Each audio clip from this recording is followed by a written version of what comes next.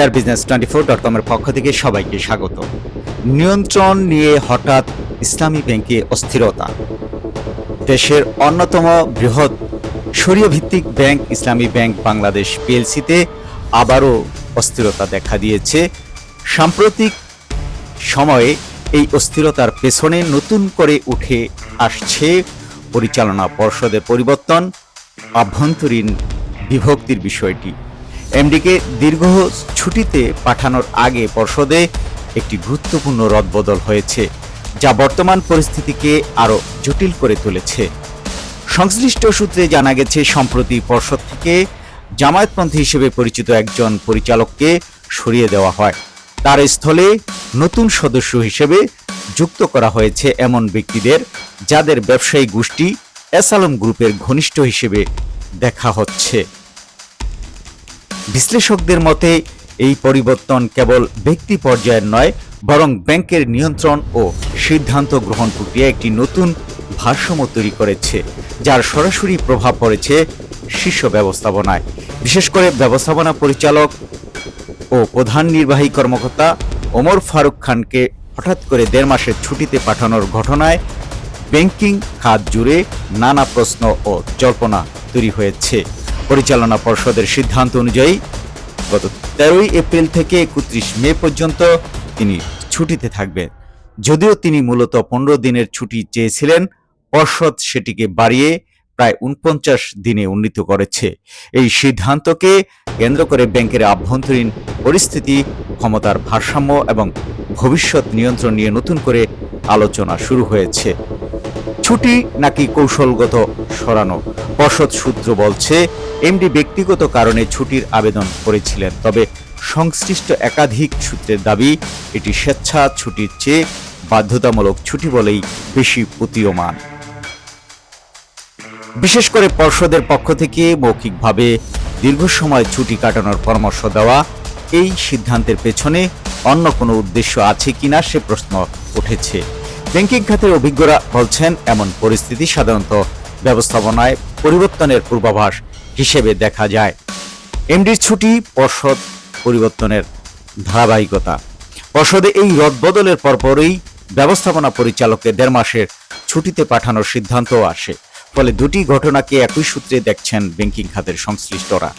তাদের মতে, পর্ষদে ভেতরে নতুন ক্ষমতার সমীকরণ তৈরি হওয়ার পর শীর্ষ ব্যবস্থাপনাতেও পরিবর্তনের প্রক্রিয়া শুরু হয়েছে। এমডির দীর্ঘ ছুটি সেই প্রক্রিয়ারই অংশ হতে পারে। ভেতরে ভীতি ও বিভক্তি। ব্যাংকটির আভ্যন্তরীণ পরিবেশেও স্পষ্ট বিভক্তির চিত্র দেখা যাচ্ছে। সূত্র বলছে, দীর্ঘদিন ধরে কর্মরত এবং জামায়াতপন্থী হিসেবে পরিচিত কর্মকর্তাদের মধ্যে বর্তমানে ভীতি ও অনিশ্চয়তা তৈরি হয়েছে। তারা আশঙ্কা করছেন, পর্ষদ ও ব্যবস্থাপনায় পরিবর্তনের ধারাবাহিকতায় তাদের অবস্থান দুর্বল হয়ে পড়তে পারে। অপরদিকে 2017 সালের পর এস আলম গ্রুপের প্রভাবহীন সময়ে নিয়োগ পাওয়া কর্মচারীদের মধ্যে বিভিন্ন মনোভাব লক্ষ্য করা যাচ্ছে। তাদের একটি অংশ বর্তমানে পরিবর্তনে সন্তুষ্ট বলে জানা গেছে। ভিতরের তথ্য ফাঁস, নতুন উদ্বেগ। ব্যাংকের ভেতরে তথ্য ফাঁসের ঘটনাও নতুন করে আলোচনায় এসেছে। সংশ্লিষ্টদের দাবি, এখনও প্রায় 700 এর বেশি কর্মচারী রয়েছেন যারা বিভিন্ন সময়ে ব্যাংকের আভ্যন্তরীণ নথি বাইরে সরবরাহ করছেন। এমনকি একজন সাবেক ও বর্তমান এমডির শিক্ষাগত সনদপত্র পর্যন্ত বাইরে প্রকাশ হওয়ার ঘটনাও ঘটছে বলে অভিযোগ রয়েছে। ব্যাংকিং খাতের বিশেষজ্ঞরা বলছেন, এ ধরনের তথ্য ফাঁস শুধু ব্যক্তি নয়, পুরো প্রতিষ্ঠানের নিরাপত্তা ও বিশ্বাসযোগ্যতার জন্য বড় হুমকি। রাজনৈতিক প্রভাবের গুঞ্জন। ব্যাংকটির সাম্প্রতিক পরিবর্তনের পেছনে রাজনৈতিক প্রভাবের বিষয়টিও আলোচনায় এসেছে।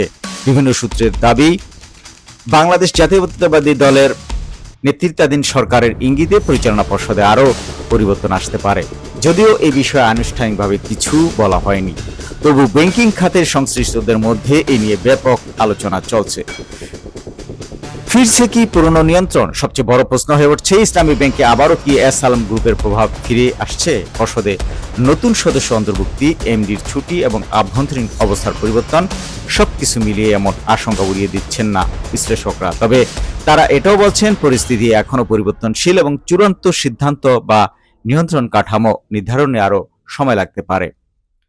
পটভূমিতে পুরনো দ্বন্দ্ব ও দখলের রাজনীতি। ইসলামী ব্যাংক দীর্ঘদিন ধরেই মালিকানা ও নিয়ন্ত্রণ নিয়ে আলোচনায় রয়েছে। ২০১৭ সালে ব্যবসায়ী গোষ্ঠী এস আলমের নিয়ন্ত্রণ প্রতিষ্ঠান পর থেকে ব্যাংকটি নানা বিতর্কের কেন্দ্র ছিল। ২০২৪ সালে রাজনৈতিক পট পরিবর্তনের পর বাংলাদেশ ব্যাংক পরিচালনা পর্ষদ পুনর্গঠন করে। এর মাধ্যমে আগের প্রভাবশালী গোষ্ঠীর প্রভাব কমানোর চেষ্টা করা হয়। তবে সাম্প্রতিক পরিস্থিতিতে আবারও সেই গোষ্ঠীর পুনরাগমনের আশঙ্কা তৈরি করা হচ্ছে। গ্রাহক ও সংশ্লিষ্টদের একটি অংশ মনে করছে ব্যাংকের ভেতরে এখনো পুরনো প্রভাব বলয় সক্রিয় রয়েছে, যারা ব্যবস্থাপনায় পরিবর্তন আনতে চেষ্টা করছেন। পর্ষদের পরিবর্তন ও রাজনৈতিক প্রভাব। সাম্প্রতিক সময়ে ব্যাংকের পরিচালনা পর্ষদেও পরিবর্তন এসেছে। একজন বিতর্কিত পরিচালককে অপসারণ করে নতুন সদস্য যুক্ত করা হয়েছে, ফলে পর্ষদের ভেতরে ক্ষমতার ভারসাম্য নতুনভাবে বিন্যস্ত হয়েছে। বিশ্লেষকদের মতে এই পরিবর্তনের ধারাবাহিকতায় এমডির ছুটি একটি বড় ইঙ্গিত বহন করে, যা ব্যাংকের কৌশলগত নিয়ন্ত্রণের সঙ্গে সম্পর্কিত হতে পারে। যা বলছে জামায়াতের আমির। এদিকে ইসলামী ব্যাংক সহ দেশের ব্যাংকিং খাত নিয়ে গভীর উদ্বেগ প্রকাশ করেছেন বাংলাদেশ জামায়াত ইসলামীর আমির এবং সংসদের বিরোধী দলীয় নেতা ডাক্তার শফিকুর রহমান। তিনি বলেন, দেশের বৃহত্তর ব্যাংক ইসলামী ব্যাংকের অস্তিত্ব যদি বিপন্ন হয় তবে বাংলাদেশের অর্থনীতি বঙ্গোপসাগরে চলে যাবে। ব্যাংক খাতকে রাজনৈতিক প্রভাবমুক্ত রাখার দাবি জানিয়ে জামায়াতের আমির বলেন, সাবধান করে দিচ্ছি, এই ব্যাংকগুলোকে দলীয়করণ করবেন না। তিনি বলেন, দেশের বৃহত্তর ব্যাংক ইসলামী ব্যাংকের অস্তিত্ব যদি বিপন্ন হয় তবে বাংলাদেশের অর্থনীতি বঙ্গোপসাগরে চলে যাবে। সোমবার রাজধানীর ডিপ্লোমা ইঞ্জিনিয়ার্স ইনস্টিটিউটে গণভোটের রায়ের বিরুদ্ধে সরকার সংকটের মুখোমুখি দেশ শীর্ষক এক জাতীয় সেমিনারে প্রধান অতিথির বক্তব্যে তিনি এসব কথা বলেন। 11 দলীয় ঐক্যের উদ্যোগে আয়োজিত এই সেমিনারে গণভোটের রায় বাস্তবায়ন সংক্রান্ত রাজনৈতিক সংকট নিয়ে আলোচনা হয়। নতুন আইন, নতুন সংখ্যা। পরিস্থিতিকে আরও জটিল করেছে সদ্য পাশ হওয়া ব্যাংক রেগুলেশন আইন 2026। এই আইনের মাধ্যমে দুর্বল ও সমস্যাগ্রস্ত ব্যাংকের পুরনো শেয়ারধারীদের নির্দিষ্ট শর্তে পুনরায় মালিকানায় ফেরার সুযোগ রাখা হয়েছে। এই নিয়ে দুর্নীতি বিরোধী সংস্থা ট্রান্সপারেন্সি ইন্টারন্যাশনাল বাংলাদেশ উদ্বেগ প্রকাশ করে বলেছে, এতে অতীতে অভিযুক্ত গোষ্ঠীগুলোর পুনর্বাসনের ঝুঁকি তৈরি হতে পারে। এই আইনি পরিবর্তন এবং ইসলামী ব্যাংকের সাম্প্রতিক ব্যবস্থাপনা পরিবর্তন দুটিকে একই সূত্রে দেখছেন অনেক বিশ্লেষক। বাংলাদেশ ব্যাংকের অবস্থান কি? এমডিকে ছুটিতে পাঠানোর বিষয়ে কেন্দ্রীয় ব্যাংক সরাসরি কোনো নির্দেশ দিয়েছে কিনা সেই বিষয়ে স্পষ্ট কিছু জানা যায়নি। বাংলাদেশ ব্যাংক জানিয়েছে, ব্যাংকগুলোর নিজস্ব সিদ্ধান্তের ক্ষেত্র রয়েছে, তবে গুরুত্বপূর্ণ সিদ্ধান্ত সম্পর্কে তাদের অবহিত করার বাধ্যবাধকতা আছে। একই সঙ্গে গ্রাহকদের স্বার্থ রক্ষায় পরিস্থিতি পর্যবেক্ষণ করা হচ্ছে বলেও জানিয়েছেন কেন্দ্রীয় ব্যাংক।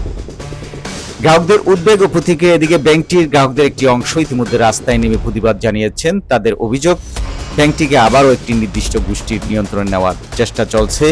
মানববন্ধনে অংশ নেওয়া গ্রাহকদের কেউ কেউ এমন হুঁশিয়ারি দিয়েছেন যে পরিস্থিতি প্রতিকূল হলে তারা আমানত তুলে নেবেন। ব্যাংকিং খাতে এমন মনস্তাত্ত্বিক চাপ অত্যন্ত গুরুত্বপূর্ণ, কারণ আস্থার সংকট তৈরি হলে তা দ্রুত তারল্য সংকটে রূপ নিতে পারে।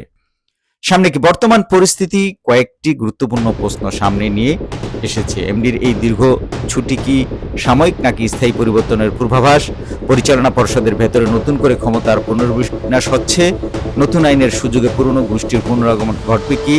ব্যাংকিং খাত সংশ্লিষ্টদের মতে এই প্রশ্নগুলোর উত্তরই নির্ধারণ করবে ইসলামী ব্যাংকের ভবিষ্যৎ পথ চলা। সব মিলিয়ে এমডির ছুটি একটি প্রশাসনিক সিদ্ধান্ত হলেও এর পেছনে রাজনৈতিক, প্রাতিষ্ঠানিক, অর্থনৈতিক বহুস্তরীয় সমীকরণ কাজ করছে। আর সেই কারণে ইসলামী ব্যাংকের এই অস্থিরতা শুধু একটি প্রতিষ্ঠানের নয়, পুরো ব্যাংকিং খাতের জন্য একটি গুরুত্বপূর্ণ সংকেত হিসেবে দেখা হচ্ছে। শেয়ারবিজনেস24.com, ঢাকা।